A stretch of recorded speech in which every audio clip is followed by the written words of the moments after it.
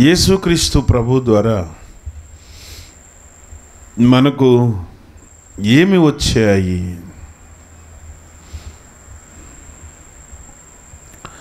అనేవి ఒక 7 విషయాలను మనం తెలుసుకుందాం. మొట్టమొదటిది,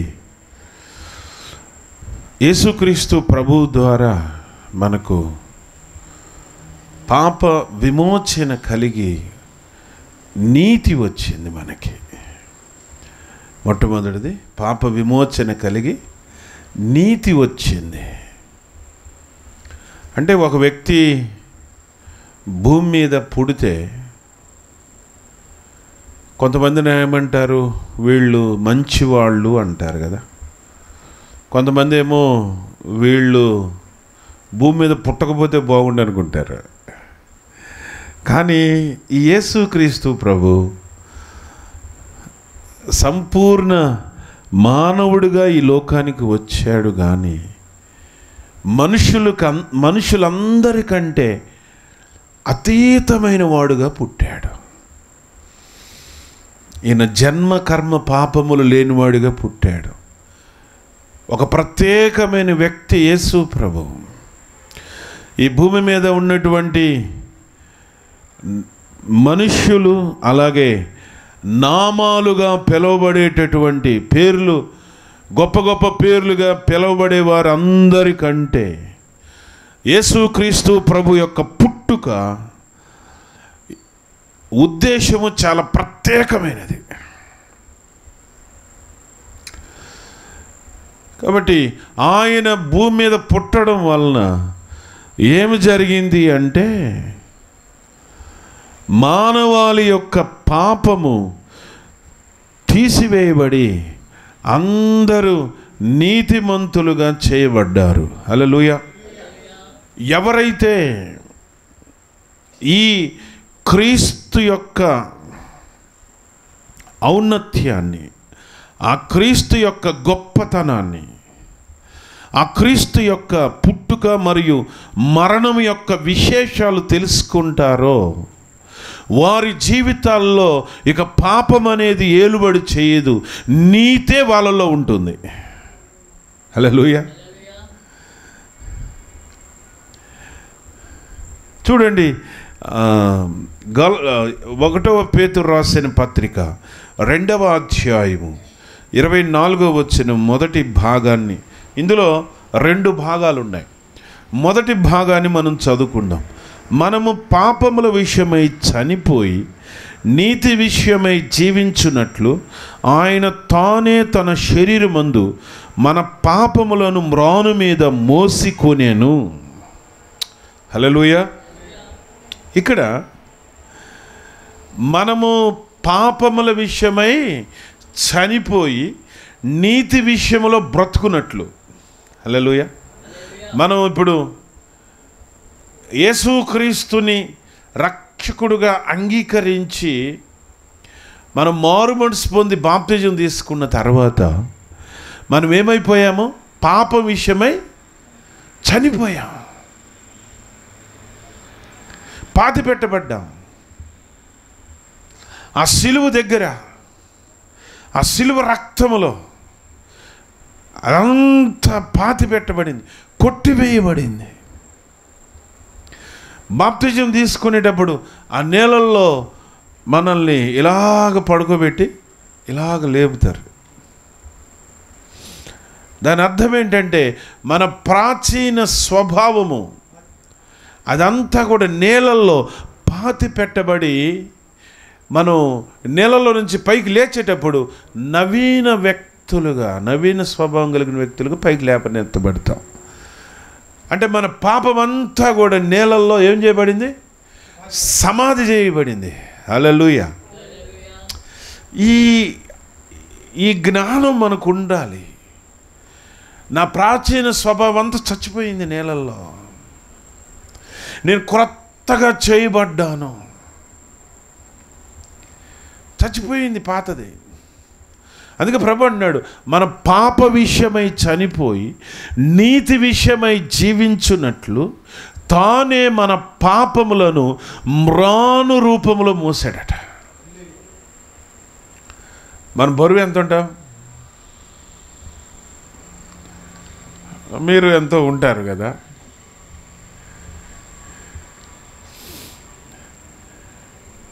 మన బరువు కంటే ఎక్కువ బరువు కలిగినటువంటి ఆ చెక్క సిలువని ఆయన మోసాడు. అంటే మన పాపమంతా కూడా ఆయన వీపును వేసేసుకున్నాడు. చాలామంది అనుకుంటారు చేతకాక సిలువలో చచ్చిపోయాడు. నేను కూడా అంతే, ప్రభువుని తెలుసుకోకముందు ఆయనే తను తను రక్షించుకోలేకపోయాడు, నాకేం చేస్తాడు అనేవాడిని.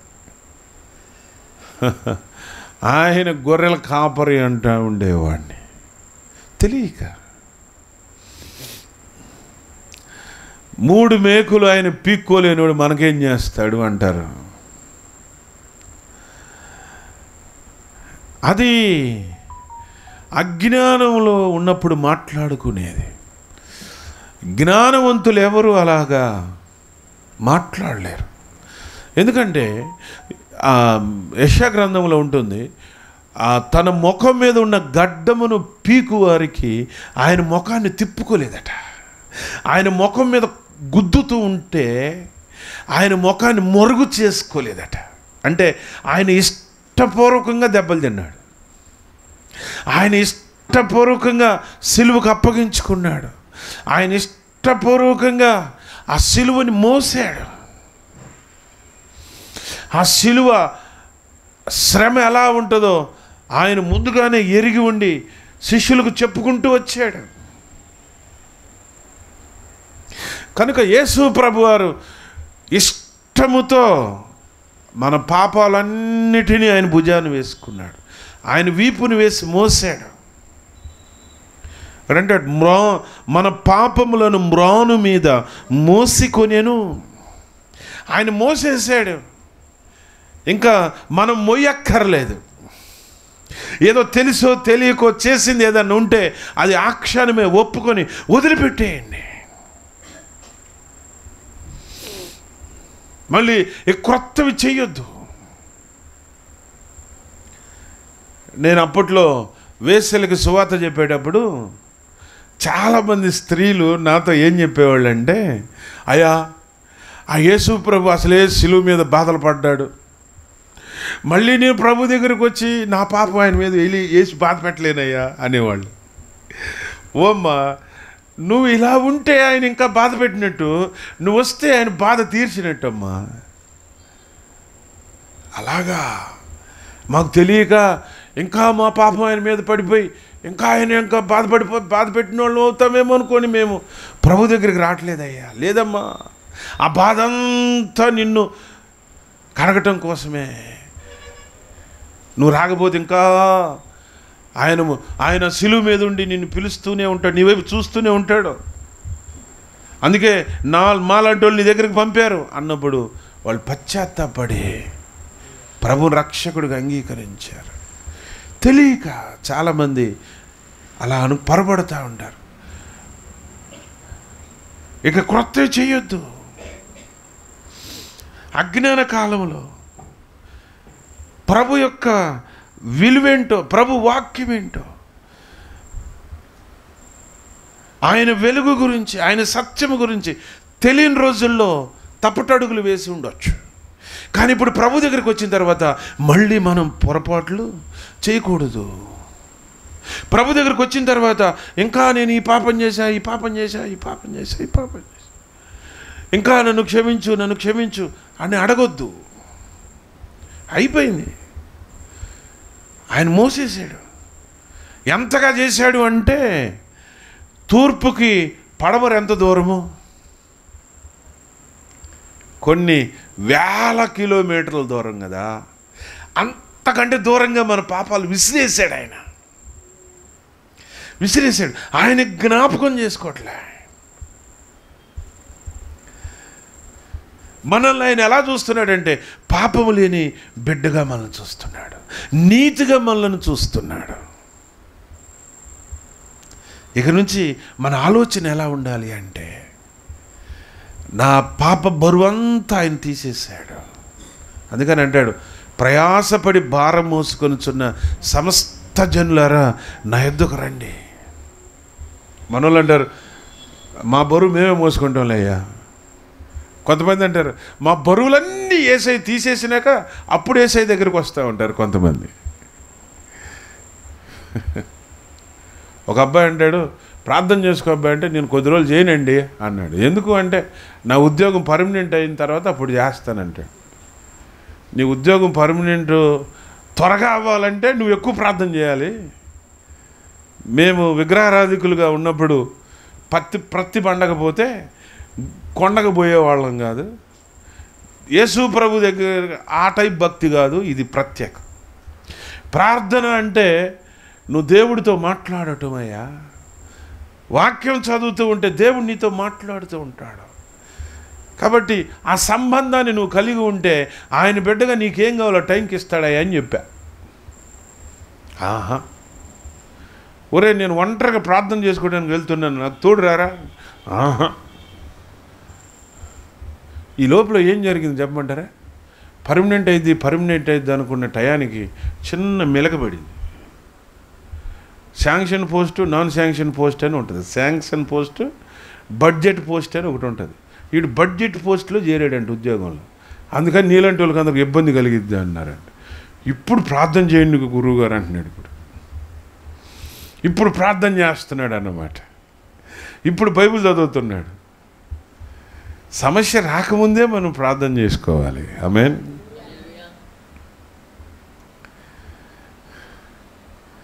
మనము ఆయన నీతి అయి ఉన్నాము. ఆయన ద్వారా మనము పరిశుద్ధపరచబడి ఉన్నాము. మన భారాలన్నీ ఆయన వీపుని వేసేసుకున్నాడు. ఇప్పుడు నేను భారంతో ఉంటానని నువ్వు అనకూడదు. హల్లెలూయా. చూడండి, కొలసీలు రాసిన పత్రిక అనుకుంటాను. కొలసీలు రాసిన పత్రిక 1వ అధ్యాయము. కొలసీలు రాసిన పత్రిక 1వ అధ్యాయము 14వ వచనము. ఆ కుమారుని యందు మనకు విమోచనము అనగా పాప క్షమాపణ కలుగుచున్నది. దేవుని స్తోత్రం. ఏం కలుగుతుంది మనకి? పాప విమోచన కలుగుతుంది, క్షమాపణ కలుగుతుంది. యేసుక్రీస్తు ద్వారా మన క్షమాపణ వచ్చేసింది. అర్థమైందా?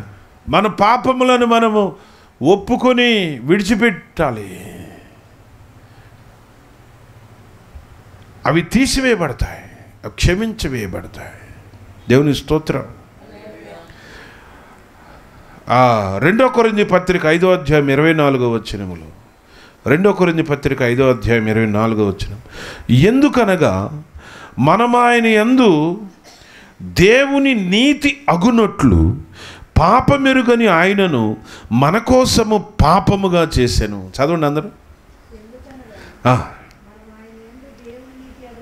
దేవుని నీతి అగునట్లు, అందరూ అనండి.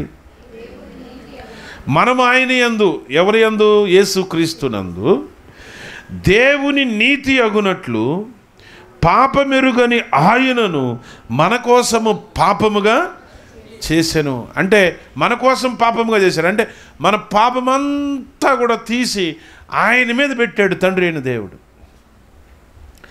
ఆయన నీతంతా తీసి మన మీద పెట్టాడు. చప్పట్లు కూడా దేవుని. హల్లెలూయా. ఇది దేవుని ప్రేమ. ఆయన నీతంతా మన మీద పోసేసాడు. ఇప్పుడు మనం ఎలా ఉండాలి? రోమాపత్రిక 5వ అధ్యాయము 19వ వచనము 2వ భాగంలో, ఒకని అవిధేయత అనేకులను అవిధేయులుగా చేయును. ఒకని అవిధేయత అనేకులను అవిధేయులుగా చేయును. ఒకని విధేయత అనేకులను విధేయులుగాను నీతిమంతులుగాను చేస్తుందట. దేవుని స్తోత్రం. 2 కొరింథీ పత్రిక 5వ అధ్యాయం 17వ వచనంలో, కాగా ఎవడైనను క్రీస్తు నందున్న ఎడల వాడు నూతన సృష్టి. ఈరోజు నుంచి మీ మైలవరం వాళ్ళు ఏమనుకోవాలా? నా పాప భారం అంతా ఆయన వీపున సిలువ రూపంలో వేయబడింది. ఆయన మోసేసాడు. నా పాపమంతా తీసి దూరంగా పారేసాడు. ఇక నుంచి నేను దేవుని నీతి అయి ఉన్నాను. హల్లెలూయా. మీ అందరికీ ఉండాల్సిన ఆలోచన, నేను దేవుని నీతి అయి ఉన్నాను. ఆ ఆలోచన మనలో నుంచి ఎదిరిపోకూడదు. నేను దేవుని పరిశుద్ధత అయి ఉన్నాను. ఇది మనలో ఉండాలి. కాబట్టి యేసుక్రీస్తు ప్రభు ద్వారా మనకేమి ఇవ్వబడింది?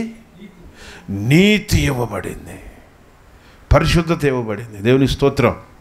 ఇక రెండవదిగా మనకేమి ఇవ్వబడింది అంటే యేసుక్రీస్తు ప్రభు ద్వారా కుమారత్వం ఇవ్వబడింది.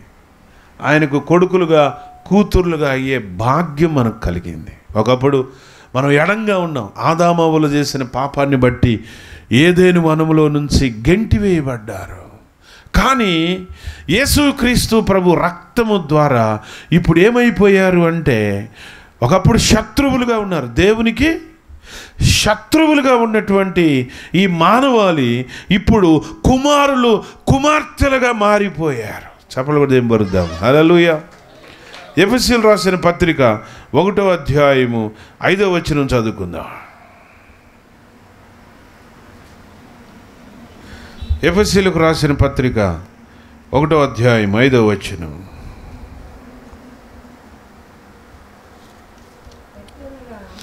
ఎట్లనగా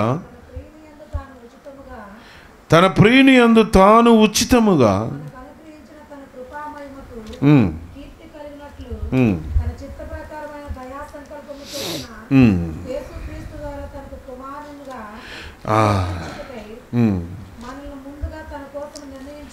చాలు ఇక్కడ చూడండి, తన కృపా మహదైశ్వర్యాన్ని బట్టి యేసుక్రీస్తు అనే ప్రియుని యందు ఆయన రక్తము ద్వారా మనకు విమోచన, అపరాధముల నుండి క్షమాపణ ఇచ్చి ఏం చేశాడంట?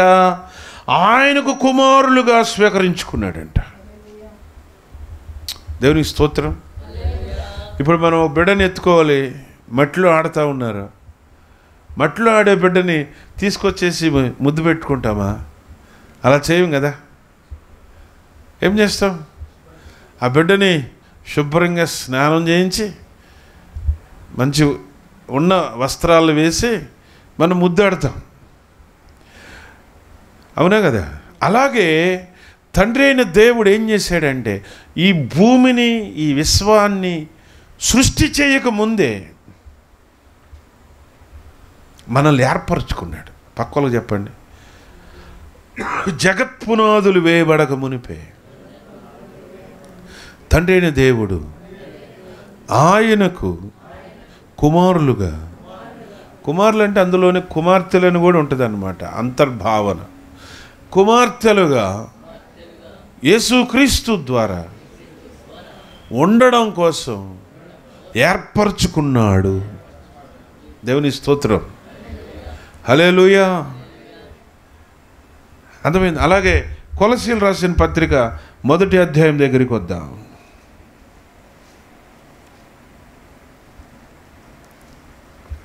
సరే, ఆ గలతీ పత్రిక 3వ అధ్యాయం 26వ వచనం దగ్గరికి వద్దాం. యేసుక్రీస్తు నందు మీరందరి విశ్వాసం వలన దేవుని కుమారులై ఉన్నారు. హల్లెలూయా. యేసుక్రీస్తు నందు మీరందరూ విశ్వాసం వలన దేవుని కుమారులై ఉన్నారట. మనము విశ్వాసాన్ని బట్టి దేవునికి ఏమైపోయాం? కుమారులమైపోయాం. అంతేకాదు, 1వ యోహాను పత్రిక 3వ అధ్యాయం 1వ వచనంలో, 1వ యోహాను పత్రిక 3వ అధ్యాయము 1వ వచనంలో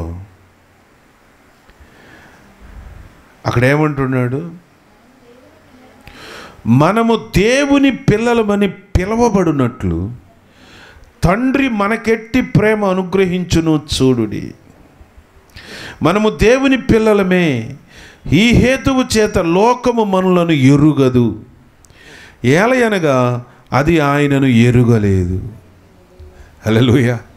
ఇప్పుడు ఇక్కడ ఉన్నటువంటి మనం అందరము కూడా ఎవరము? ఇప్పుడు దేవుని పిల్లలము. అది ఎలాంటి ప్రేమ మనకు తండ్రి ద్వారా అనుగ్రహించబడింది. దీన్ని బట్టి లోకస్తులకి మన గురించి తెలియదు. ఏదో మతం పుచ్చుకున్నారంట, ఈ మధ్య హల్లెలూయా అంటున్నారు వీళ్ళు, ఈ మధ్య వీళ్ళ పద్ధతి మారింది, వీళ్ళు మతం మారారు. వాళ్ళకు ఎరగరు మనం దేవుని పిల్లలమయ్యామన్న సంగతి వాళ్ళకు తెలియదు, అర్థం కాదు. ఎందుకు అంటే వాళ్ళు దేవుణ్ణి తెలుసుకోలేదు కాబట్టి ఒకప్పుడు శత్రువులుగా ఉన్నటువంటి మనల్ని యేసుక్రీస్తు ప్రభు రక్తము ద్వారా ఇప్పుడు ఏం చేశాడు? ఆయనకి కుమారులుగా కుమార్తెలుగా అయ్యేటట్టు చేసుకున్నాడు. హల్లెలూయా. ఇది రెండో విషయం. మొట్టమొదటి విషయం ఏంటి?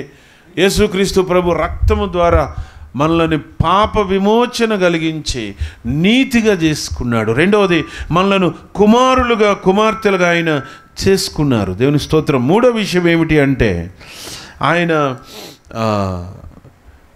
స్వస్థతనిచ్చారు మనకి. దేవుని స్తోత్రం. చూడండి, 1 పేతురు రాసిన పత్రిక 2వ అధ్యాయము 24వ వచనం 2వ భాగాన్ని మనం చూస్తాం. ఆయన పొందిన గాయముల చేత మీరు స్వస్థత నొందితిరి. హల్లెలూయా.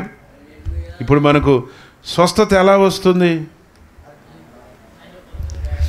ఇవాళ మనకు భక్తి చూడండి, భక్తి నానా రకాలుగా ఉంది. ఒక భక్తి ఏంటో చెప్పమంటారా? వాళ్ళు ట్యాబ్లెట్ వేయరు, అర్థమైందా? ట్యాబ్లెట్ వేయరు, ఒక సూది పడిపించుకోరు, కళ్ళజోడు కూడా పెట్టుకోరు. వాళ్ళు కళ్ళు కనపడకపోతుంటే కళ్ళజోడు కూడా పెట్టుకోరు, పూర్తిగా కళ్ళు పోయినా కళ్ళజోడు పెట్టుకోరు, తెలుసా? కానీ ఆ రకపు భక్తి చేస్తూ వీళ్ళు అంటారు బిల్లలు మింగే వాళ్ళని, ఈ ట్యాబ్లెట్లు మింగేవాళ్ళు మొత్తం నరకానికి పోతారు వీళ్ళు అంటారు. ఆ చర్చిల్లోకి వచ్చే ఏ విశ్వాసి కూడా ట్యాబ్లెట్లు వేయరు. ట్యాబ్లెట్లు వేసారా నువ్వు నరకానికి పోతావని బోధ చేస్తారు. అక్కడ ఆ చచ్చినా కానీ భూస్థాపనకు రారు అయ్యగారు. ఒకవేళ పొరపాటును వచ్చాడా, వీడు ట్యాబ్లెట్లు మింగి ఆసుపత్రికి పోయి ఆసుపత్రిలో వైద్యం చేయించుకుని చచ్చాడు కనుక వీడు నరకానికి పోతుంది ఈ ఆత్మని బోధ చేస్తాడు. ఆయన వాక్యం ఆయనకు ఉంది బైబిల్లో. ఇదొక రకపు భక్తి. రెండో రకపు భక్తి, ముందు అనారోగ్యం వచ్చినప్పుడు ముందు ప్రార్థన చేస్తారు, తర్వాత ముందు విశ్వాసాన్ని ఉపయోగిస్తారు, తగ్గినప్పుడు ట్యాబ్లెట్ వైద్యం చేసుకుంటారు. ఇది రెండో రకపు భక్తి. ఇక మూడో రకపు భక్తి, ప్రార్థన అనే మాట ఎత్తకుండా వైద్య పరీక్షలు, ట్యాబ్లెట్లు, వైద్య పరీక్షలు, ట్యాబ్లెట్లు. ఇది మూడో రకం. సరే, ప్రభు ఏం చెప్తున్నాడంటే ఏ రకమైనా కావచ్చు, నీవు విశ్వాసము చేత, ఇదిగో నేను పొందిన గాయముల చేత, యేసుక్రీస్తు ప్రభు పొందిన గాయముల చేత నాకు స్వస్థత వస్తుంది అని నీవు నమ్మినట్లయితే నీకు స్వస్థత వస్తుంది. ఒకప్పుడు నా దగ్గర డబ్బులు ఉండేవి కాదు, అప్పుడు ఇదే బాబత, స్థలాలు కొనుడు, మందిరాలు కట్టుడు, వడ్డీకి తీసుకోడు. అప్పుడు లేదు ఆ విశ్వాసం, ఇప్పుడు ఉంది ప్రార్థన, మందు. అర్థమైందా? కొన్ని ఉంటాయి పూర్తిగా అసలు చేతులు ఎత్తేసి ఉంటాయి, పూర్తిగా దేవుడి మీద ఆధారపడటమే, చేసేది ఏం లేదు. ఇక ఆ ప్రభు పాదాల మీద పడటమే. ఎలాగా చాలామందికి అర్థం కాదు ఏంటంటే, పాస్టర్ గారు ప్రార్థన చేసిన వెంటనే పోవాలి రోగం. కొంతమంది ఏంటంటే చర్చికి వచ్చిన వెంటనే సమస్య పోవాలి. కానీ బైబిల్ గ్రంథంలో కొంతమందికి వెంటనే రోగం పోయింది, కొంతమందిని ప్రభు అంటాడు వెళ్ళి కోనేటిలోకి వెళ్ళి కళ్ళు కడుకొచ్చుకుంటాడు. కొంతమంది అంటాడు నువ్వు ఇంటికెళ్ళు, ఇంటికి వెళ్ళే లోపలికి స్వస్థ వస్తుంది అంటాడు. కొంతమందిని అప్పటికప్పుడే బాగు చేశాడు. కొంతమంది అసలు బాగు చేయలే, స్వస్థపరచలే, వాళ్ళ అవిశ్వాసాన్ని బట్టి. ఇట్లా అయితే ఇక్కడ మనం ఏం చేయాలి అంటే, మన శరీరములో ఏదైనా సరే బలహీనత ఉంటే అది ప్రభు గాయముల ద్వారా స్వస్థత వచ్చేంత వరకు మనం ప్రార్థన చేయాలి. ఒక్కసారి చేసి వదిలేయకూడదు, వారం రోజులు చేసి వదిలేయకూడదు. ప్రభు నిన్ను ఏదో ఒక సమయంలో తన గాయపడిన హస్తము ద్వారా తాకుతాడు. ప్రభు తాకేంత వరకు విశ్వాసాన్ని కాపాడుకుంటూ ఎదురు చూడాలి. ప్రార్థన అనండి, ప్రార్థన. రెండోది విశ్వాసం, మూడోది నిరీక్షణ.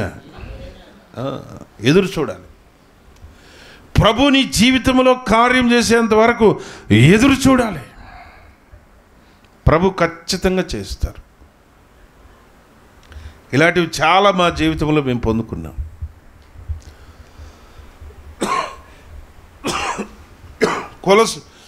యెషయా గ్రంథం 53వ అధ్యాయము 5వ వచనములో ముందుగానే చెప్తాడు, ఆయన పొందిన గాయములు, ఆయన పొందిన దెబ్బల చేత మీరు స్వస్థత.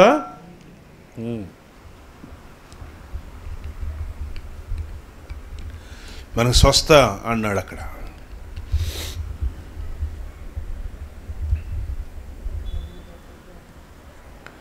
నేను అప్పుడప్పుడు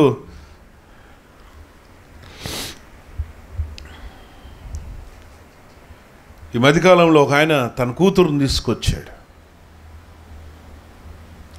ఆ అమ్మాయి అన్నం తినక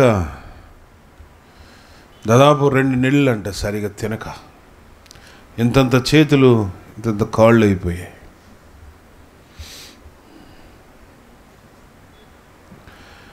నడవలేకపోతా ఉంది. తీసుకొచ్చారు. అప్పుడు అన్నాను, ప్రార్థన చేశాను. ప్రార్థన చేసినప్పుడు ప్రభు చెప్పాడు, ఈ అమ్మాయి ఉరిపెట్టుకున్నది అని. ఇప్పుడు ప్రభునామలు గద్దించినప్పుడు ఆ ఆత్మహత్య చేసుకునే దురాత్మ వెళ్ళిపోయిన తర్వాత ఈ అమ్మాయి ఒక అబ్బాయిని ప్రేమించింది. ఆ అబ్బాయిని తప్ప వేరే వాళ్ళని పెళ్లి చేసుకొని అనే తీర్మానంలోకి వచ్చింది. మీరు ఒప్పుకోలేదు కాబట్టి అన్నం తినకుండా మానేసింది.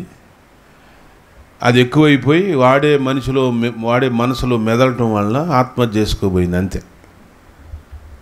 ఇక ఆ తల్లి తండ్రి ఏడుస్తున్నారు. వాళ్ళు ముందు నా దగ్గరకు వచ్చి చాలా సోగ్గా, కొంతమంది చాలా సోగ్గా చెబుతారు. దైవజనుడి దగ్గరను డాక్టర్ దగ్గర అబద్ధం చెప్పకూడదు, దేవుడి దగ్గర డాక్టర్ దగ్గర అబద్ధం చెప్పకూడదు. చాలా సోగ్గా చెప్పుకొచ్చారు. బాగోట్లేదు అయ్యగారు, మీరు ఈ ప్రాంతంలోకి ఎప్పుడు వస్తారా అని 2-3 రోజుల నుంచి నిఘా పెట్టా, ఇవాళ దొరికారు, అందుకు తెచ్చా, ప్రార్థన చేయండి అంటున్నాడు. ఇది నాకు బాగా కోపం వచ్చింది అనమాట. అంటే కొంతమంది దైవజనుడి యొక్క స్థాయిని పరీక్షిస్తుంటారు. అసలు ఏం చెబుతాడా చెప్పడా. కొంతమంది మోటోళ్ళు వస్తుంటారు, అసలు నాలో ఏముందో నువ్వు కనుక్కొని చెప్పంటుంటారు. ఒకసారి దేవుడు వాళ్ళకి చెబుతారు అనుకోండి, వాళ్ళను ఆయన ఆకర్షించుకోవటం చెబుతారు. నేను గొప్పని కాదు అక్కడ. అమాయక ప్రజలు ప్రభు దగ్గరతో ఆకర్షించబడాలని ఆయన నాకు తెలియజేస్తాడు. అంతే. నేను పెద్ద ఇదేం కాదు.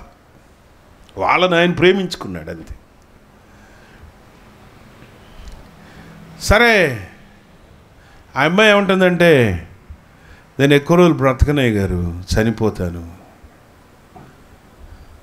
వాళ్ళ అమ్మ కూడా అదే అంటుంది. వాళ్ళ అమ్మ కూడా వైద్యంలో ఉంటుంది, వైద్య వృత్తి చేస్తుంది. నాకు తెలిసిన దాని ప్రకారం ఈ అమ్మాయి బ్రతకదండి. అప్పుడు చెప్పాను, రేపు బతకరా, ఇవాళకి రేపటికి సంబంధం ఉండదు. రేపటికల్లా నీ కూతురు చక్కగా నడుచుకుంటూ రాకపోతే నన్ను అడుగు, పో. ప్రభు ఆమెని, ఆయన గాయముల ద్వారా స్వస్థత ఉంది. దేవుడు ఆమెను బాగు చేస్తాడని నేను నమ్ముతున్నా. మీకు విశ్వాసం ఉన్నా లేకపోయినా నాకు అనవసరం. నేను నమ్ముతున్నా ఆమె స్వస్థత వస్తుంది. పోండి. హల్లెలూయా. వారం తిరగకుండానే తీసుకొచ్చాడు. అయ్యా సెట్ అయిపోయింది. ఈ అమ్మాయి ఉంటుంది, నేను పాతవి మర్చిపోతాను సార్, ఇక నుంచి నాకు ప్రార్థన చేయండి, నేను మళ్ళీ చదువుకుంటాను అని వెళ్ళిపోయింది. నిన్న చదువుకి వెళ్ళి సెట్ అయిపోయింది. అంటే ఇక్కడ మనకి ఏముండాలి? ఒకటి,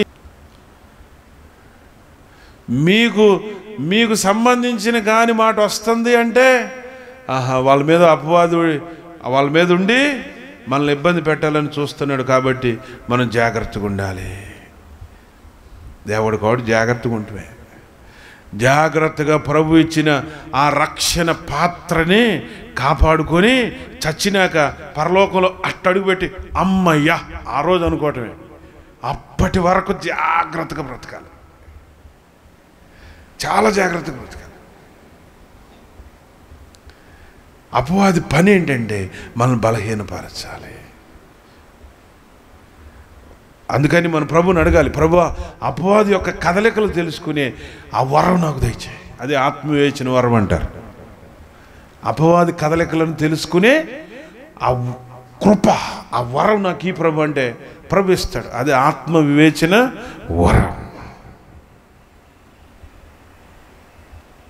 మన దగ్గరకు వచ్చినటువంటి వాళ్ళలో ఏ దెయ్యాలు ఉన్నాయో మనకు తెలిసిపోతుంది.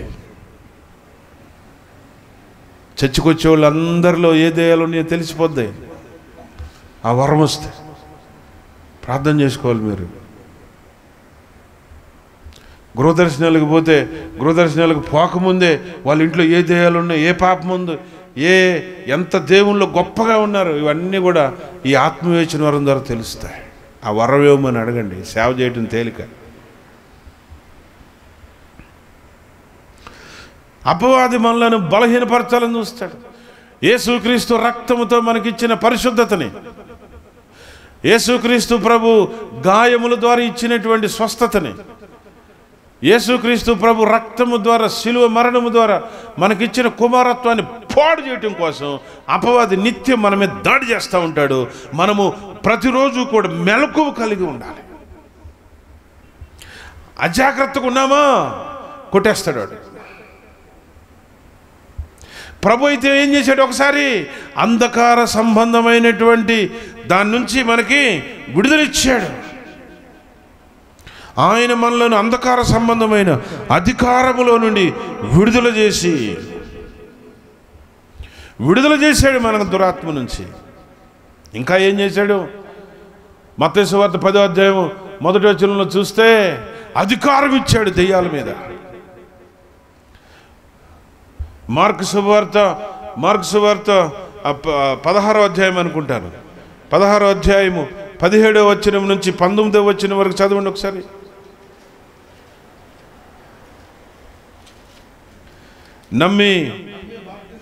నమ్మి బాప్తిజం పొందినవాడు రక్షింపబడును, నమ్మని వానికి శిక్ష విధింపబడును, నమ్మిన వారి వలన ఈ సూచక్రియలు జరుగును, నా నామమున దెయ్యములు వెళ్ళగొట్టుదురు. హల్లెలూయా.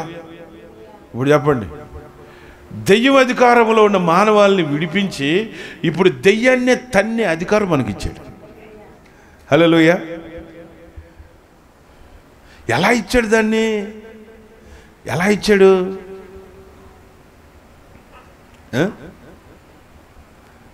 ఇట్రావయ్యా రంజిత్, ఇట్రా.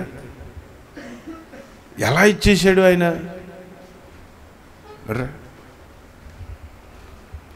ఇప్పుడు ఈయన యేసు ప్రభు అనుకోండి, మనందరి పాపం ఈయన మీద పడింది. ఇప్పుడు ఈయన ఎవరు?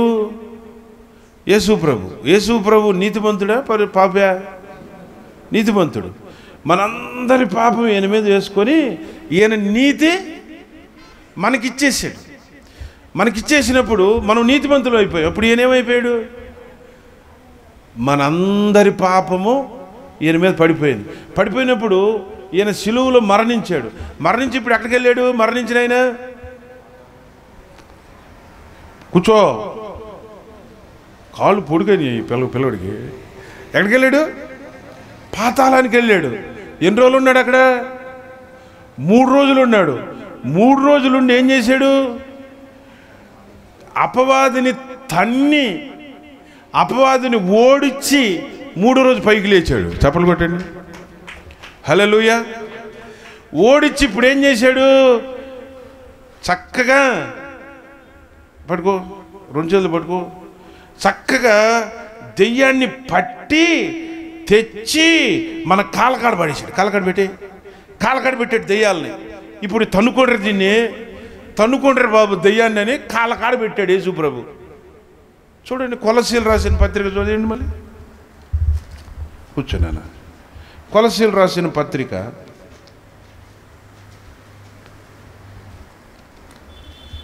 2వ అధ్యాయము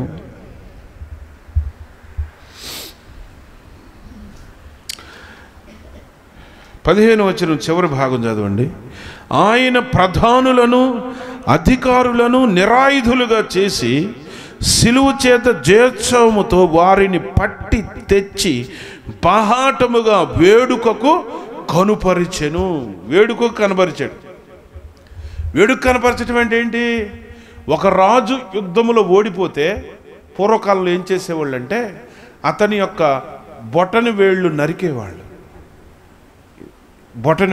చేతి బొటని వేళ్ళు, కాలి బొటని వేళ్ళు నరికేసేవాళ్ళు. సంఖ్యలతో బంధించేవాళ్ళు. కొంతమందికి అయితే బొరువాటి చెక్కలు పెట్టి భుజాన గొలుసులతో బంధించి కొన్ని అవయవాలు నరికేసి ఊళ్ళోకి తీసుకొచ్చేస్తే ఆ గెలిచినటువంటి ఆ రాజు దేశ ప్రజలు రోడ్డు వెంబట అటువైపు ఇటువైపు నిలబడి ఉంటారు. వాళ్ళందరూ కూడా ఈ ఓడిపోయిన రాజును చూసి రాళ్ళు వేయొచ్చు. ఓడిపోయావురా, ఒకప్పుడు ఎంత గొప్పవాడివే, అంత గొప్పవాడివే, ఇట్టయిపోయావేంటి అని చెప్పి మాటలు కూడా అనొచ్చు. వీడి పీడ విరగడైపోయిందని పాటలు కూడా పాడుకోవచ్చు. అది వేడుకగా చేయటం అంటే. ఇప్పుడు యేసు ప్రభువు కూడా సాతానుని, వాడి యొక్క అధికారులని, వాడి ప్రధానులని పట్టి తీసుకొచ్చి కాలకాడ పెట్టి వేడుకగా పెట్టేశాడు. ఆడుకోండి ఇప్పుడు ఇతన్ని అని. అర్థమైందా? ఆడుకోమంటున్నాడు. ఇప్పుడు ప్రభు శిలువ మరణం ద్వారా ఏం చేశాడు? అపవాదిని ఓడించాడు. ఇంకా తీసుకొచ్చి మన పాదాల దగ్గర పెట్టాడు. ఇంకా ఏం చేశాడు? వాడి మీద మనకు అధికారం ఇచ్చాడు. ఇప్పుడు మనం అధికారంతో ముందుకు కదలాలి. ఇప్పుడు నిమ్మకాయలు చూసి భయపడకూడదు. నిమ్మకాయలు చూసి భయపడకూడదు. ఇంకా అంతరాలకి మంత్రాలకి భయపడకూడదు. నేను ఒక ఊరు వెళ్ళాను, ఉత్తరాదిలో కప్పల బంధం అనే ఒక ఊరు వెళ్ళాను. కప్పల బంధం. అప్పట్లో ఒక ప్రిన్సిపాల్ గారు మన దగ్గరికి వచ్చేవాళ్ళు. ఆయన గారు ఊరిలో కూటమి పెట్టమంటే పెట్టడానికి పోయాను. చర్చికి వచ్చేవాళ్ళు అంతా మొత్తం వాక్యం విన్నారు. కొంతమంది అన్నారు, అయ్యా కొంచెం మా ఇంటికి వచ్చి చిన్న చిన్న ప్రార్థనలు చేసిపోయింది అని బ్రతిమలాడారు. సరే వెళ్ళా. ప్రతి ఇంటికి కూడా ఏదో బూడిద గుమ్మడికాయ, మీరేదో ఇప్పుడు కొత్తగా పూస్తున్నారు, దాన్ని ఏమంటారు, ఎంతంత మాటలు ఏంటనే కలబంద, ఆ టైపుది ఏదో ఒకటి, గారమట్టలు, అంతరాలు, తాయిత్తులు కట్టండి. నేను కొంతమంది ఇళ్ళ ముందు ఇట్లా కూరలున్న ఫోటోలు పెట్టున్నారు. ఇవన్నీ మీరు చర్చికి వెళ్తారా అంటే వెళ్తామయ్య గారు. మరి ఇవన్నీ ఏంటంటే ఇవి కూడా ఉంటే మంచిదని. ఈ ఊరిలో మాంత్రికులు ఎక్కువయ్య గారు, అందుకే పెట్టాం. అట్నుంచి వచ్చేదంతా ఇది ఆపుద్దంట. నువ్వు చేసే ప్రార్థన ఇంట్లోకి రాకుండా ఆపుద్దంట. ఎక్కడ దొరికారా బాబు మీరు? చూడండి ప్రియులారా, ఈరోజు మనం అందరం గుర్తుపెట్టుకోవాల్సిన విషయం ఏంటంటే, ఇగో చేతబడి చేశారు, పెద్ద దెయ్యం, చిన్న దెయ్యం. పెద్ద దెయ్యం లేదు, చిన్న దెయ్యం లేదు. యేసునామంలో అన్నీ పనికిమాలి. అవి చచ్చిన కుక్క పిల్లలే, చచ్చిన పాములే. చచ్చిన పాముని చూసి మనం వామ్మో అని అంత దూరం పరిగెడితే చచ్చిన పాము అది. హల్లెలూయా. అపవాది చచ్చిపోయాడు.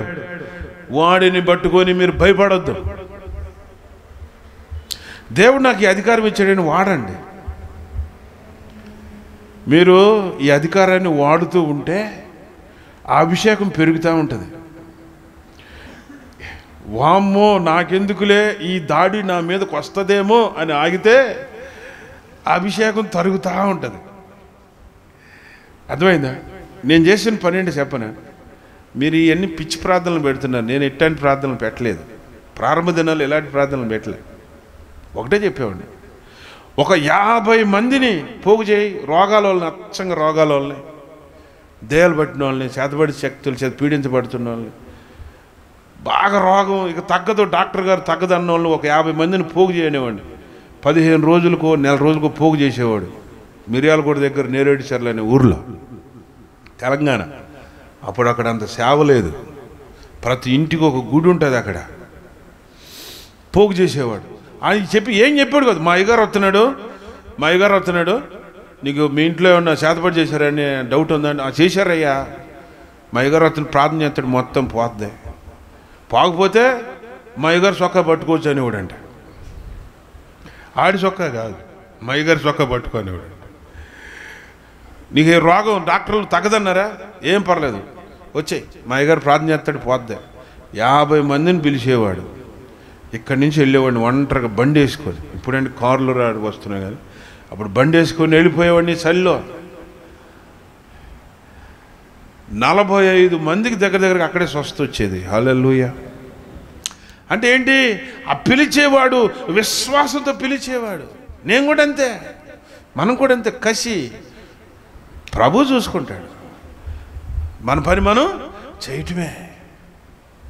నాకు వాక్యం తెలియదు, బైబిల్ ఒక్కసారి కూడా చదవలేదు.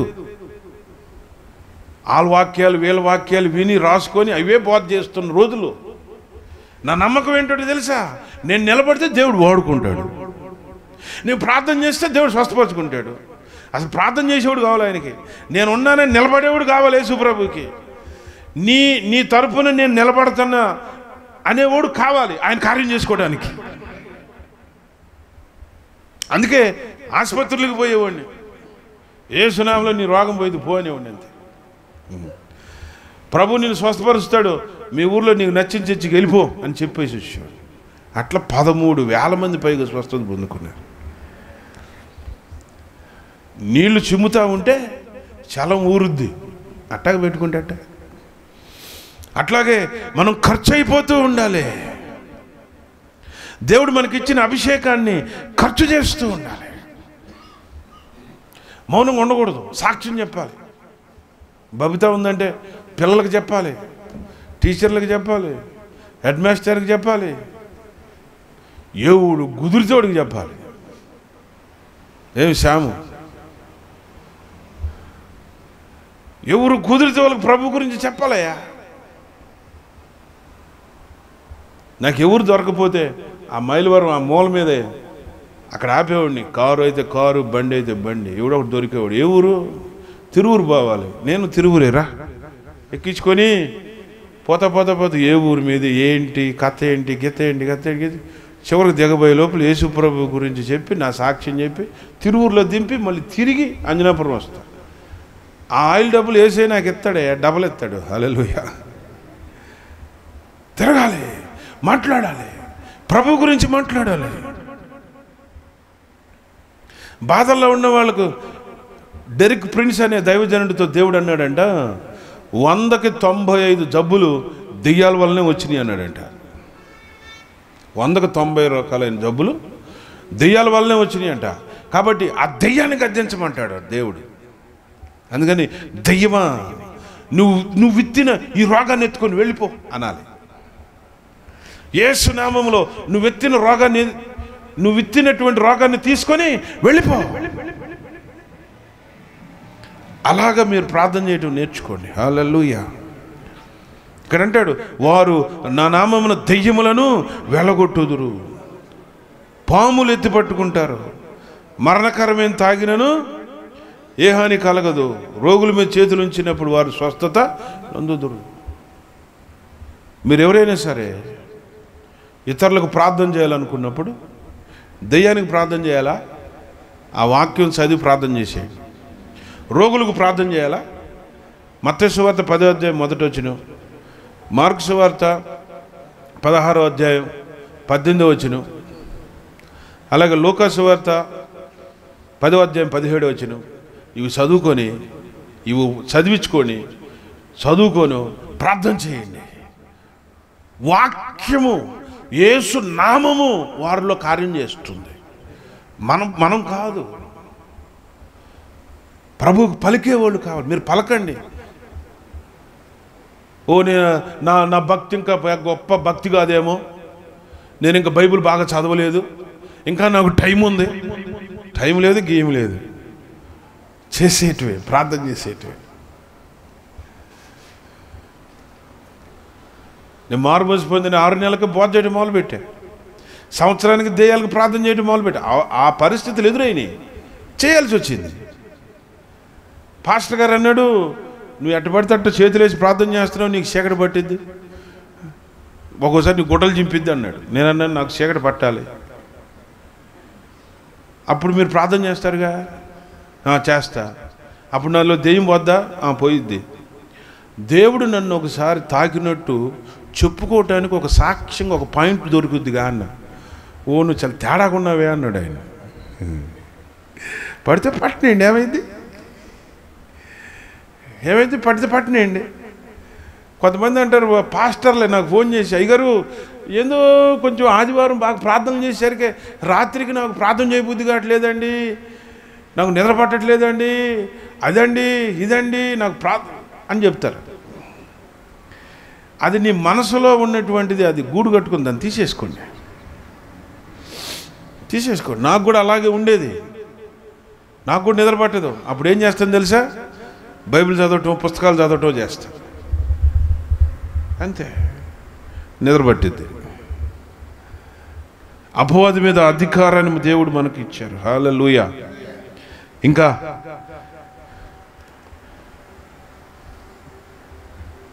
ఆయన మనకు సమాధానాన్ని ఇచ్చాడు. రోమపత్రిక 5వ అధ్యాయము 10వ వచనం, రోమపత్రిక 5వ అధ్యాయం 10వ వచనం, ఎఫెసీ పత్రిక 2వ అధ్యాయం 16వ వచనం, కొలసీ పత్రిక 1వ అధ్యాయము 20వ వచనం. మనకేమిస్తున్నాడు అంటే ఈ 3 వచనాల్లో మనం చూస్తే, శిలువ రక్తము చేత సంధి చేసి ఆయన ద్వారా సమస్తమును, అవి భూలోకమందైనను పరలోకమందైనను, వాటన్నిటినీ ఆయన ద్వారా తనతో సమాధానపరుచుకొనవలనని తండ్రి అభీష్టమాయెను. సమాధానం అంటే ఆదామవ్వలతో చేసిన పాపాన్ని బట్టి దేవుడికి మనిషికి తెగిపోయిన సమాధానాన్ని యేసుక్రీస్తు ప్రభు ద్వారా తిరిగి సమాధానం ఇవ్వటం అనేది తండ్రి కోరిక ఉంది. కాబట్టి యేసుక్రీస్తు ప్రభు ద్వారా మనకు తండ్రిని దేవుడితో సమాధానం తిరిగి కట్టబడింది. అందుకే మనం తండ్రికి ప్రార్థన చేస్తాం. హల్లెలూయా. తర్వాత ప్రభు వల్ల మనకేమొచ్చింది అంటే దారిద్ర్యము పోయింది. దేవునికి స్తోత్రం. ఏం పోయింది? దారిద్ర్యము. కొరింథీయులకు రాసిన పత్రిక 8వ అధ్యాయం 9వ వచనం అనుకుంటా, చదవండి ఒకసారి. 2వ కొరింథీయులకు రాసిన పత్రిక 8వ అధ్యాయం 9వ వచనం, మీరు మన ప్రభు అయిన యేసుక్రీస్తు కృపను ఎరుగుదురు కదా, ఆయన ధనవంతుడై ఉండి మీరు తన దారిద్ర్యం వలన ధనవంతులు కావాలనని మీ నిమిత్తము దరిద్రుడాయను. మన నిమిత్తము దరిద్రుడిగా మారిపోయాడు. కాబట్టి మన దరిద్రం అంతా ఆయన వీపును వేసుకున్నాడు.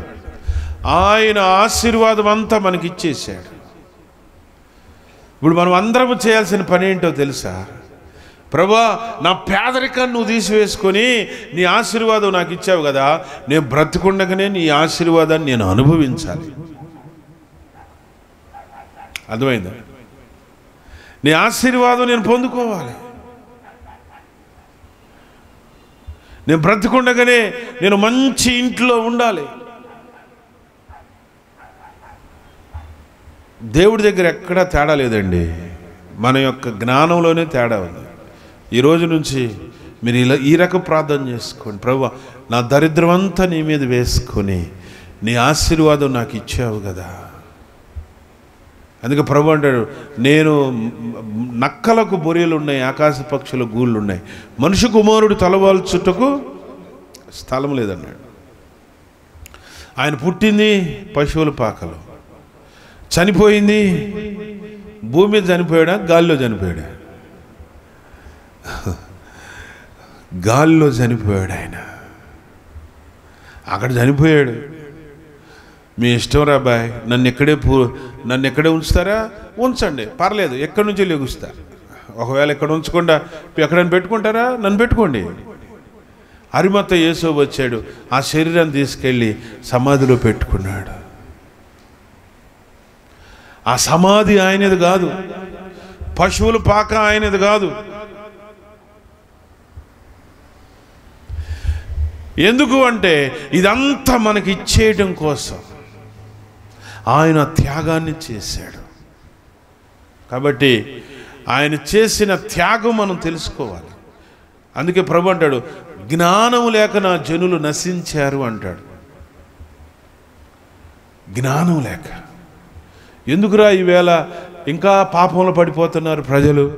ఇంకా ఎందుకు దెయ్యం వీళ్ళని ఫుట్బాల్ ఆడుతున్నాడు? ఇంకా ఎందుకు వీళ్ళు దరిద్రులుగానే ఉంటున్నారు? ఇంకా ఎందుకు ఏదో బానిస బతుకుతూ ఉంటున్నారు అంటే వీళ్ళకి అసలు వాక్యములో ఉన్న జ్ఞానం వీళ్ళకి రాలా.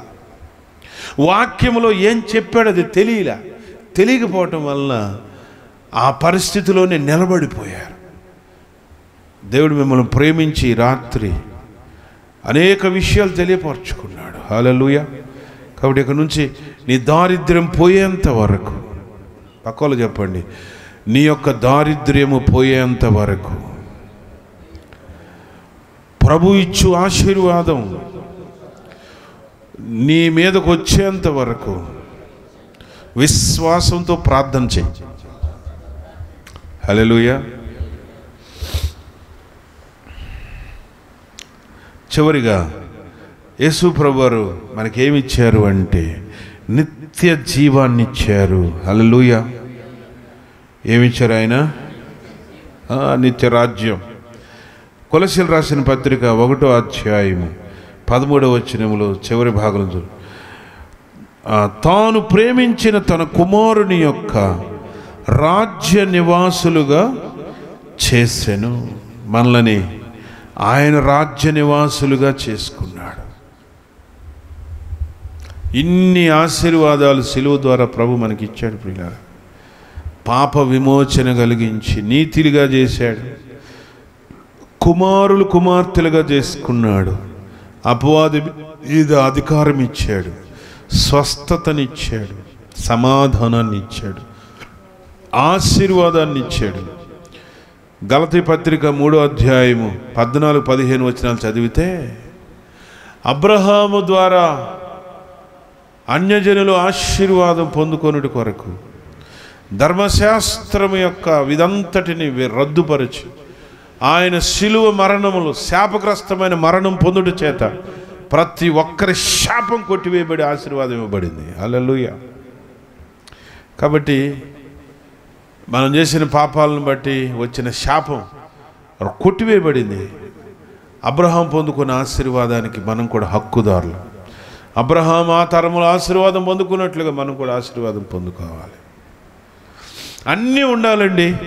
ఒకటే చెప్తున్నాను, ప్రార్థన ఉండాలి, పరిశుద్ధత ఉండాలి, వాక్యము చదువుకోవాలి, ఆత్మలో ఫలించాలి, ఆత్మ ఫలాలు ఉండాలి, కృపావరాలు ఉండాలి.